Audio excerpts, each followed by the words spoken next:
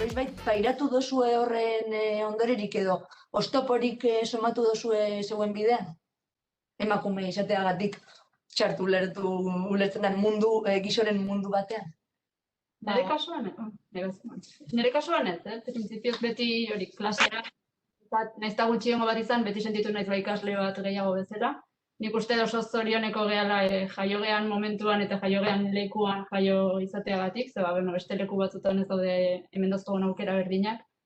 Baina lanean ere bai beti nik uste beste dozein pertsonan aukera berdinak izan ditutela, eta nahiz inoiz bazertua sentitu, eta nahiz inoiz lekuz kanpo sentitu, ez? Beti nire esparruan negoela sentitu dut, eta ez dut oztoko espeziarik eduki. Bai, eta nik uste dut hori dela ere oso gaztetatik ohitzen geralako entorno hortara. Ja, lehengo batxiergoan, teknologikoan sartzen zeanean, 16 urtekin, zure realitatea hori izango da, orduan ohitzen gera oso gaztetatik realitate hortara. Baina asko aberatsagoa izango zela, dibertsitate bat izango bagenu. Eta egia da, segun ze enpresetan, segun ze arlotan ohikoagoa dela, gero beste lurralde batzutan eta beste toki batzutan, nik uste bai daudela diferentziak eta bai daudela oztopo horiek, ez? Orduan, bakoitzan esperientziaren arabera eta bakoitzaren entornoa ze sensibilidadea daukan tema horrekin, horrek egingo du egoera erresagoa edo zailagoa izatea, baina azkenean hori instituzionalki lortu beharko zen eta ez pertsona individualen arabera. Nik hori ikusten dut, baina hala ere, orain izan dozunarekin apur bat erlazionatuz, instituzionalki gauzak aldatzeko, nolabait gizartearen edo instituzio hori osatzen duten partaideen bultzada bai beharko genuk azken finean, gizarte mailan bai edo historioan zehar ikusi ditugun iraultzak, oso era simple batean hartuta, badira nolabait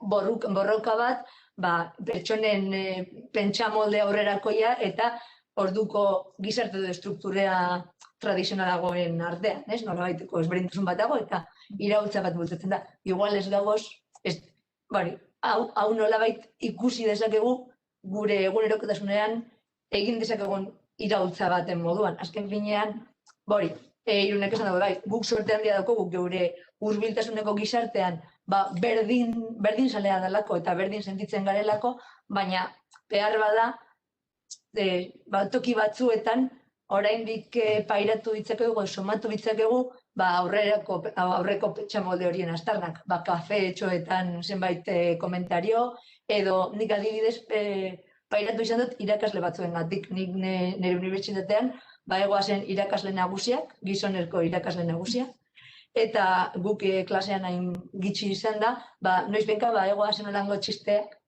Eta, txiste moduan hartzen genituen, baina orain, 35 urte izan da, igual ez dut azain beste txiste igertuten.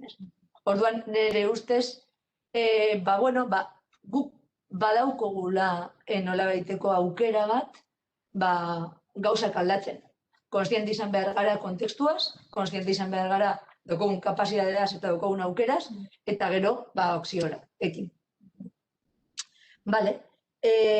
Horrengo galdera da, zeuen egunerokotasunaren inguruan, lanean, zelan sentitzen zari lanean eta zer egiten dozuen lanean, eta zelan igertuten dozuen berdintasuna, edo bizten dozuen lan esparruan, bulegoan.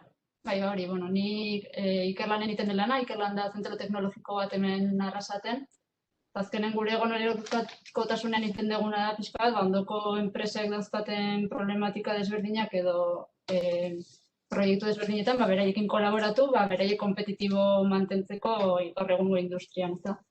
Ni nagon taldean izango gara gutxi gora era 20 lagun denera, eta 4-5 neska, esaten genuen bezala, 20ko proportzio bat gutxi gora bera, ez?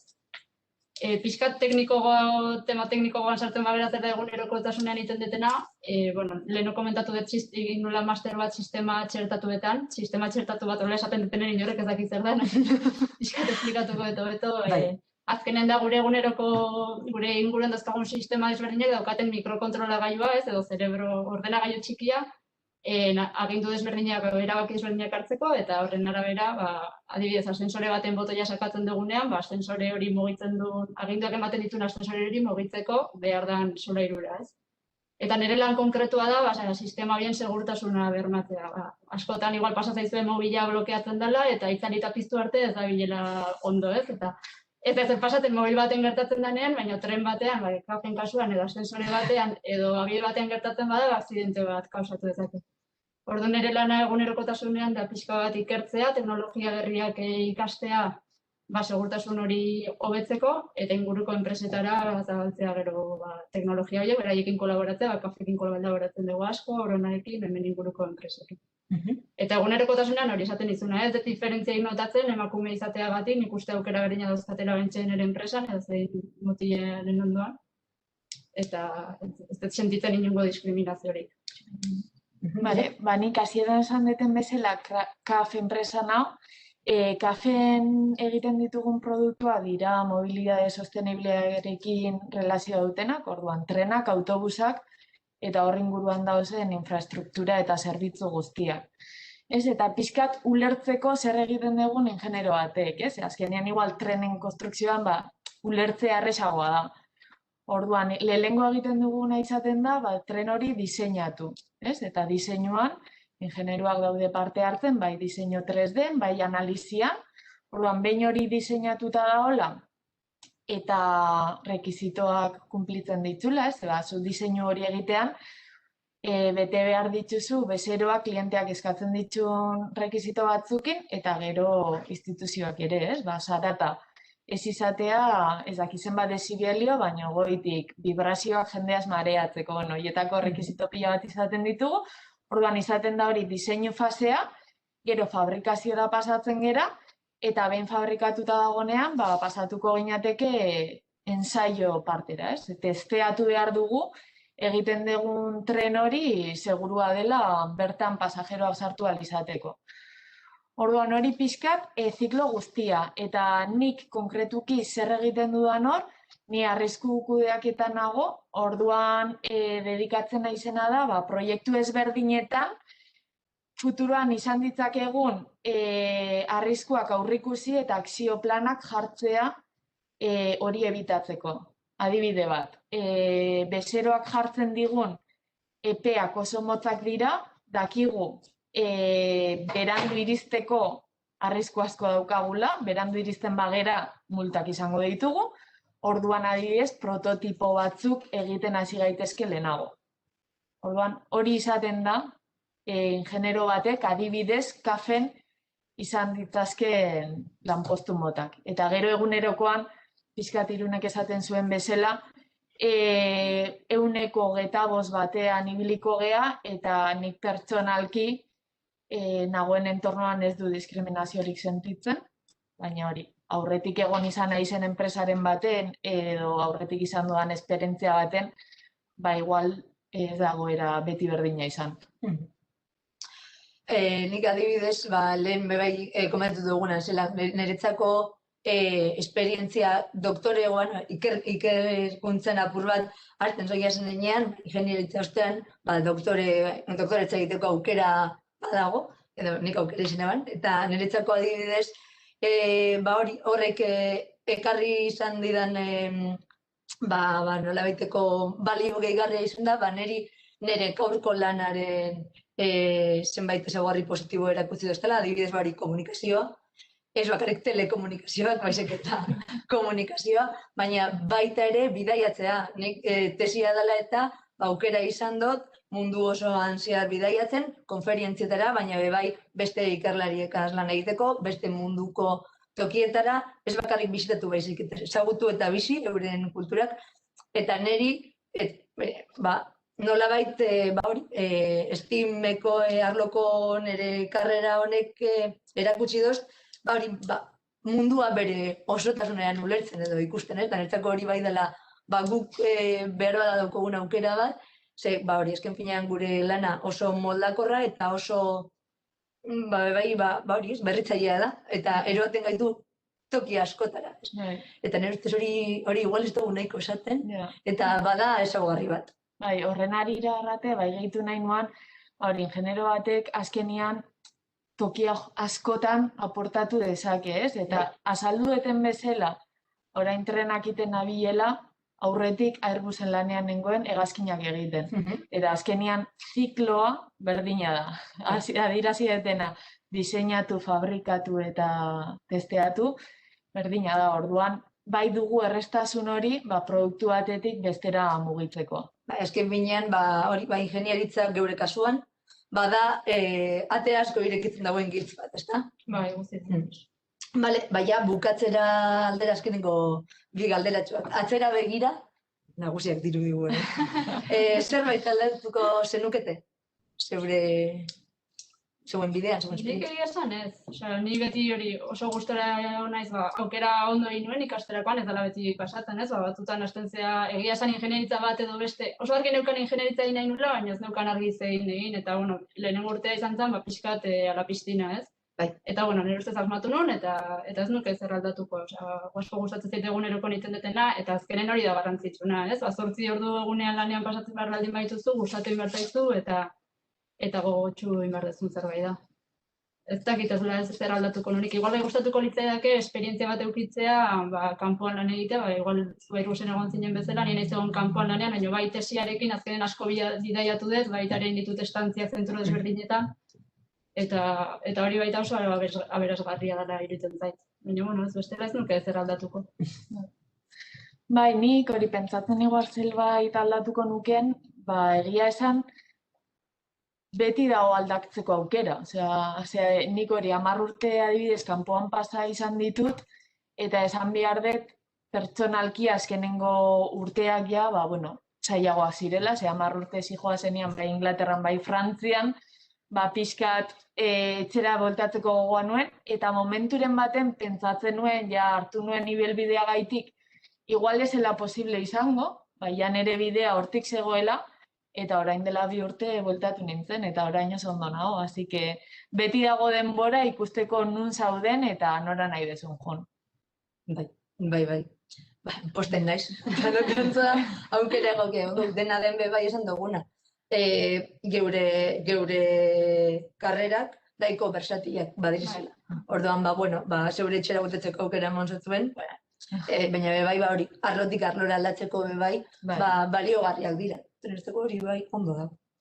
Bale, eta azkeneko, ikastetxean dauden neska gazte horiei, zer esango zinete? Batez ere, teknologiaren garrantzia, ez, gaur egun, geroz eta garrantzitsua dela, eta benetan jende asko behar degula mundu honetan lanean, eta geroz eta gehiago, eta talentua behar degula, eta talentu hori berdin dula emakume bat edo gizonezko batetik datorren, ez, azkenen biak diala gaitasun berdina dauzkatela, eta importantena dela gogoak eta interesa izatea. Orduan, edo zein zientzia gustatzen bazaio, azteko estereotipo guztiak eta aurrera egiteko. Benetan gustatzen zaien bide horretatik. Aztuta pixka bat, zer inguruko ez esan dezaketen, edo bakoitzak gustatzen zaio orain behar dula. Hori da garrantzitsuena niretzako. Nik alde batetik hemen esan nahi nuen dibertsitatearen beharra, dibertsitatearen beharra arlo guztietan, eta guk teknologiako arloan ikusten dugun behar hori, bezero horieri iritsi nahi badegu, gaur egun hori mundu guztian saltzen gaude, eta iristeko ahalik eta gehien goari behar dugu dibertsitatea bai generozkoa, gizon eta emakumeak izatea, hobeto ulertzeko gure bezero horiek, bai kulturala, bai ikasketak eta hezkuntzako, orduan dibertsitate horretan nik uste dagoela aberastasuna.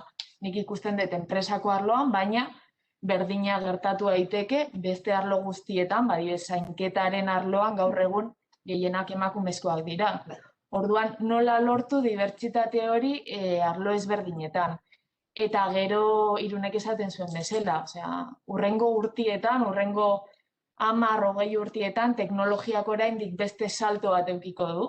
Orain arte industrializazioa euki du, internetaren garaia ere bizitzen ari gera, baina hurrengo 20 urtetan beste salto bat egongo da.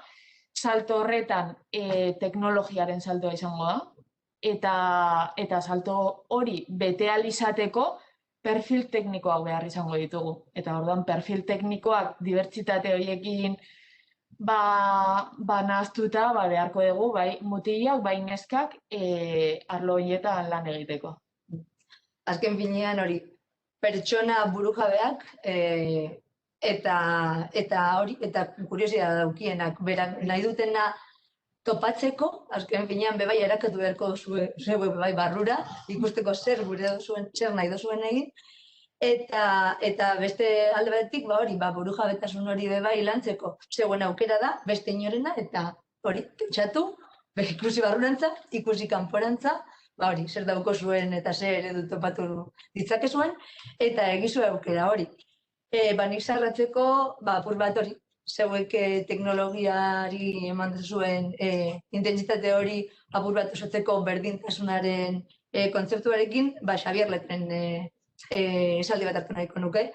Hori, burruka hortan iraungo duten ardaska gazteak zuek zaretela, eta etorkizuneko gizarte hori eraikitzen dihardun beharko dozuenak, gure pausua jarraitu eta zegoenak topatuz, eta hori berdintasunaren eta gizarte berri horren alde borrokatuz. Animo eta eutxi goiari.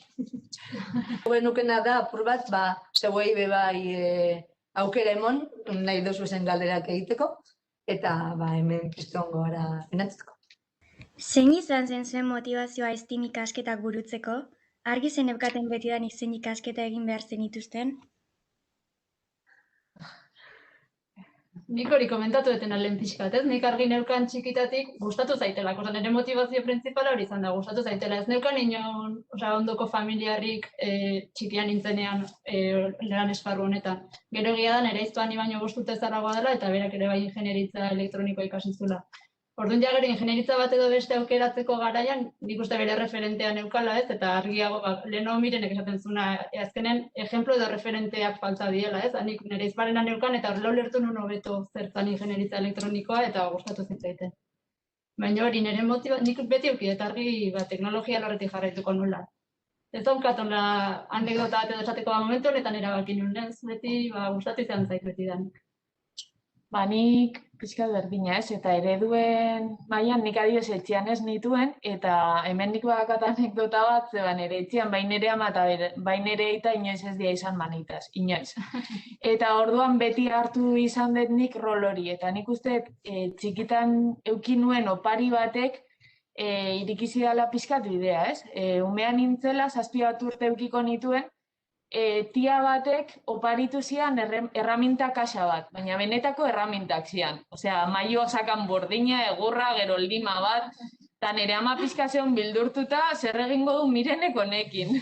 Eta izan zen niretzako aldaketa, nakan opariekiko, ez? Eta beti hartu izan beti igual, rol hori etxean, gauzak konpontzeko, gauzak konponden generitza, matematika gustatzen zitzaidan, pizkat hortik hartu nuen bidea. Nebere kasuan nik lehenengo epailea izan guren eban, zen ere marrazki bizidunik gustoko enetan epaile bat joan, gero idazlea, eta 13 urterekin ordenagailu bat oparitu zidaten, eta joskailuzko ordenagailu bat, eta batean egun batean apurtu zen, eta ireki nuen, eta konpondu nuen, ez da neze bezo komplexua, baina batean, nire gurasoak mediko eterizainak dira. Osea, bebai, ereduen asuntua, zegoan etxatik nuen. Baina hori egin nuen, eta batean konturatu nintzen, nik zeo zer konpondu al nuela, eta gainero, gauza horren, makina horren barruan gauzak egin. Eta niretzako aukera barri bat izan zen, hori egiten jarraitu nuen eta telekomunikazio. Zer ikasi zinuten eta zen aixo zuen fisika edo biologia? Nire aldetik gehiago nintzen fisika aldetik, nik ingenieritza elektronikoa ikasi nuen, baina leheno komentatzen genuen, ez da, justo biologia arramatik, askoz ere neska gehiago animatzen diela. Ez dakitzenan arrazoia, ez, igual gehiago teknologiko dian asignaturak ikusten dira gehiago mutiletzako eta biologia dago mas aceptado, ez, emakumezkoentzako. Zaintza arloa, medikuntzari. Bai, medikuntza, biologia, zaintza, horrekin lotuta dago guztia. Ni nire kasuan fisikan interes gehiago nuen, eta egia da ere hobeto ulertzen nuela. Horregaitik ere hartu nuen bideo hori. Ez da bakarrik gustatzen zaizuna, baizik eta ere igual zertan dakasun erreztasun gehiago. Hala ere, orain badagoz ingenieritza berriak, adibidez ingenieritza biomedikoa. Hor daukozu apur bat anetarik, daukozu biologia, zientzia naturalak eta daukozu bai teknologia. Hori da bai gauza polita, orain den aurrera doienez, teknologiari esker, bai ingenieritza berriak sortzen ari direla eta igual ja ez tezula aukeratu behar, anetarik daukozu. Eskura. Eskerrik asko, Miren. Karrera ikasten ari zinetela, noizbait pentsatu zenuten karrera ustea? Zergatik? Oso galdera ona, Uxue.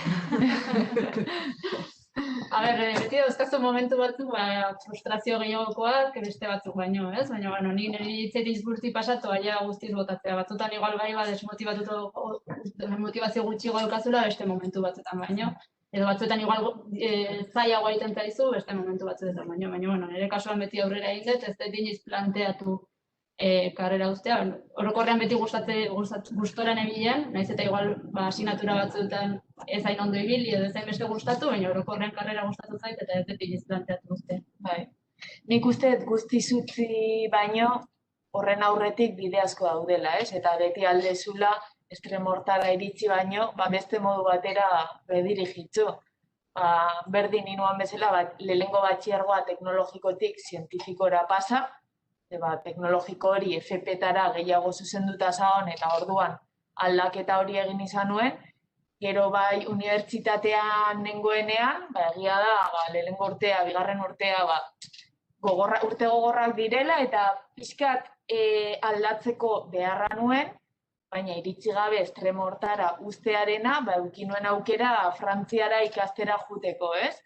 Eta Frantzian ikasten, bai igual arloak pixkat ezberdinak ziren, bai zegoen gehiago aeronautikara dirigituta, momentu horietan nituen interesak ziala, baina hau kontatzen dut adierazteko nola beti dagoen aukera ibilbide hori bideratzeko, iritsi gabe estremo hortara igual karrera bat ustiana.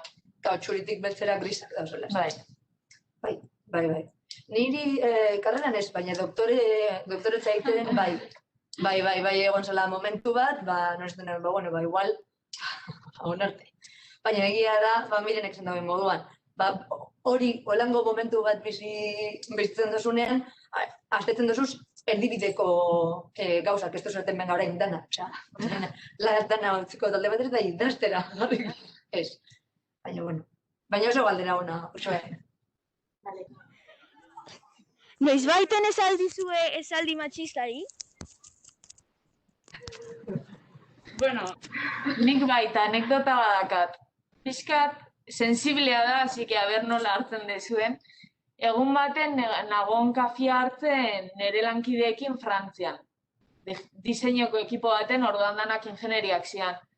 Eta pertsona batek esan zuan, emakumeak esakagula 3D gaitasuna, ez? Diseinatzerako orduan. Orduan ni, momentuan hori entzun da, botanion erantzuna eta bastante txokauzuana, baina evidentemente esan, hori izan helburua esanuan. Begira, nik entzun dut, beltzek ez dutela ez dakizertarako gaitasuna. Eta momentuan, claro, jende guztiak esan zian, baina miren, zer razista zeran, eta ni hori izan lortu nahi nuana. Zue komentario hori indezu esaten 3Dko gaitasuna ez dakagula emakumeek, eta hori bastante ohikoa izan da. Nik uste komentario horiek ni behintzat behin da berriz jaso izan ditudala, ez? Baina gero, ateratzen dezunean kontekstutik eta beste hitz batzu jartzen dituzunean, jendiari igual gehiago txokatzen dio. Baina berdina da. Osea, ezin dugu esan, ez emakumea ez kultura edo ezberdina geralako edo dakagunik gaitasun bat edo beste. Gaitasunak danak berdinak ditugu eta gero da bakoitzak lantzen duenaren arabera. Orduan, hori oraindik batzutan gertatzen da.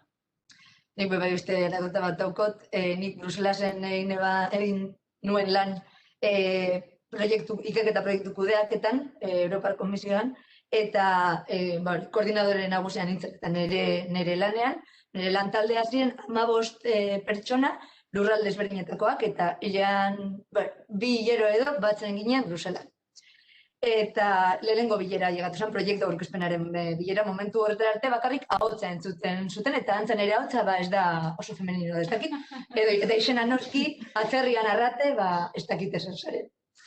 Orduan, hori, joan ginen bulegora, prestatu ginen genuen dena, eta noski, nik bilera antolatuko nuenez, nik ondengoen goizean goiz dena prestatzen, tokiak, paperak dana. Sartzen dira nire lankideak, ikusten naut, etortzen da italiar bat, nerera, eta ez nahi parkatu. Nire kafea ez nea baz. Eta nik, urtetzen naiz, hartzen dut kafea. Hartzen dut kafe esnea mai gainean, eta danak esegita dozenean, nire tokira joan nintzen, eta segit nintzen, eta orkestu neban nire burua, kaixo, ni arrate lortzen naiz, eta proiektuaren koordinadorea. Eta jendea, gizon horren aurpegia izan zen, deparkatu, berak uste zeban nik sekretari nintzela. Emakume bakarra nintzako gana. Orduan, ezeban ez esan, baina hor izan nintzen jabe, igual, emakumea eta gaztea, pertsona batzuentzako ez dela ingenieriaren. Gertatzen da askotan, horrako bileretan, eta, baina, igual zuzenean ez dizuela eta esaten, baina, de primera esaten dela, sekretaria da, ingenieria da, ez duda hori sortzen zaiela, ez? Eta gizonezko batekin inoiz ez da hori gertatzen. Nire kasuan, lehen horrate komentatzen zuen, igual unibertsitatean komentarioren bat, irakasle, beste garai bateko irakasleen batetik, baina, lehen hor komentatu duen bezala arrate, txiste moduan hartzen genuen, egia da orain ez duela grazia askorik egiten, baina, Ni egia da Airbusen nengoela, esaten nuenean, Airbusen lan egiten dut, jende guztiak esatezian, zafata zera. Ez naiz azafata. Zuen gizonezko lankidekin dago soldata desberdintasunik. Ez, zorionez ez. Baina Euskal Herrian behintzat, gutxienez ni ibili izan enpresetan ez. Baina, egia da beste lurralde batzutan oraindik, hobetzen dagoela desberdintasun hori. Ezberdintasuna, rango berdinetan ez dago ezberdintasuna. Hasieran esaten zuen bezala, kargo goiengotan, 11% bakarri da emakumea, ez? Orduan desberdintasuna hor sortzen da, baina kargo berdinean ez dago soldata desberdintasunik. Ez gurean ez da. Egia da, gero bakoitzak bere bizitzan hartzen dituen aukerak horrek moldatzen dituela denborak, eta batzutan igertzen dela, zaintza lanak, adibidez, amatasuna, daitatasun garaia ailegatzen dizenean, emakumeak hartzen dutela gehiago, baina hori da ohitura aldaketa bat. Gizonezkoak hartzen badabe hori etxean antolatu eta gero lanera eroa. Azken binean gizartea eraldatu. Bai, normalean amatasun eszedentziak edo gehien bat emakumeak hartzen dituzte, baina, guko ikerlan egiten dugu jarraipen bat datu horiena, eta azken urteetan behintzat bastante berdintzen da. Baita ere gizonezkoak hartzen dela eszedentzia, reduzion de jornada modukoa umeak dituztenean. Bai, hori aldaketak egon dira. Bai, baja aldetik eta baita ere gobernu aldetik aldaketak egon dira, baina, gero baita ere jornada redukzioa umeak zein duar izateko, geroz eta gehiago dira baita ere gizonezkoak hartzen. Gutxienez, bidean zer asko aldatzeko, baina, Orain hori, apur bat ekitaldia sarratzeko, argazkien lehiaketan den emaitzak ikusiko ditugu. Badakizue argazki lehiaketa eta lehiaketa martxan jarri dugula, ez? Gara pare bat aste horrekin lanian, eta 15 proposamen jaso ditugu, eta badakizue Instagrametik ibili garela argitaratzen argazki horrek, eta irabazle bakarra egon arren, argitaratutako beraidako proposamen danekin, ingo eguna da egutegi digital eta papelezko egutegi bat sortzia, imezorrutako erudixekin eta solbidaletako argazkisekin. Eta, hain ikusiko ditugu proposamen danak, eta, zorionak nire partetik irabazkia eutxe esango dugula. Zelango artistak.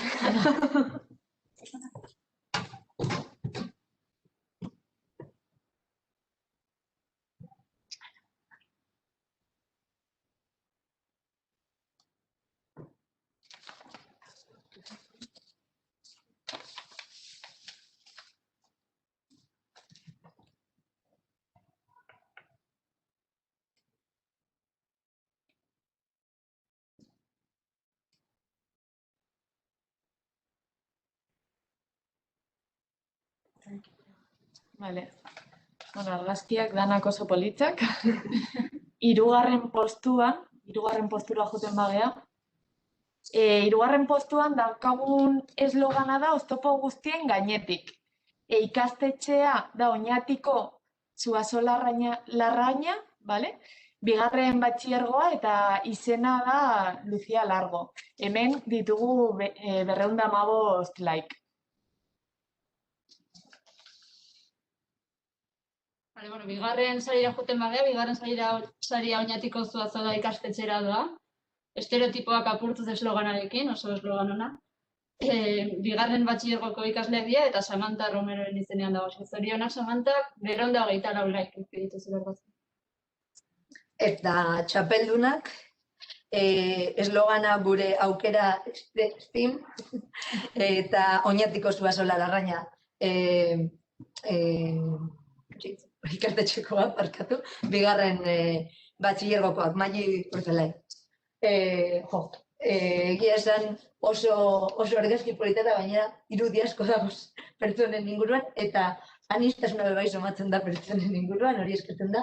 Eta, ahal izatekotan, gure nahi izango nuen, zeuei, hori irabazliei, de txapeldunei, galdera pare bat egitea zeuen obraren inguruen. Bai, hementik zabiltza ikusten zaitxut, zer esateko prest basoz, mikroa zabalduko dut, eta berre aratek ze galdera plantatzen dut, bale? Mikroa zabalik dagozu bai, zorionak. Eskerrik asko. Kaixo, Matxi. Zelan bururatu zaizue, ideia hau, irudi honen ideia? Zein da zeuren sormen prozesua? Aurreko urtean emakume zientzialari buruzko lan batzuk ingoen horra ateko posterretan agerketan dianak, eta zela hortiko jan gaixa eta asuntua pentogoen liburu batzuk hartzia eta argazko betatzia euraki. Eta hori, ze esperientzia atera duzue honelako ekimen batean parte hartu eta gero? Sin más, gero hastian zehar ikusi dut bideo batzuk eta lan batzuk inu emakume zientzialariari buruz, eta zuek izan zuena ez dura gutxi balixo gizonakin konparauta, eta hori bat ema guruna gai garela hori ikeko. Orduan, aportatu dutzue holango jardunaldi batean parte hartzeak? Bai. Posten gara.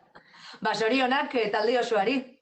Eskerrik asko. Argazki honetan gauza bat komentatu nahi dut, asko gustatzen zait, bai neskak eta bai mutila ditugula, bale? Eta mezu hori pasatzea gustatuko litzaidake, azkenian berdintasuna bultzatu behar dugu denak. Ez bakarrik emakumeak, baizik eta gizonezkoak ere, ez? Eta nik uste dut argazkia horren adibide ona dela.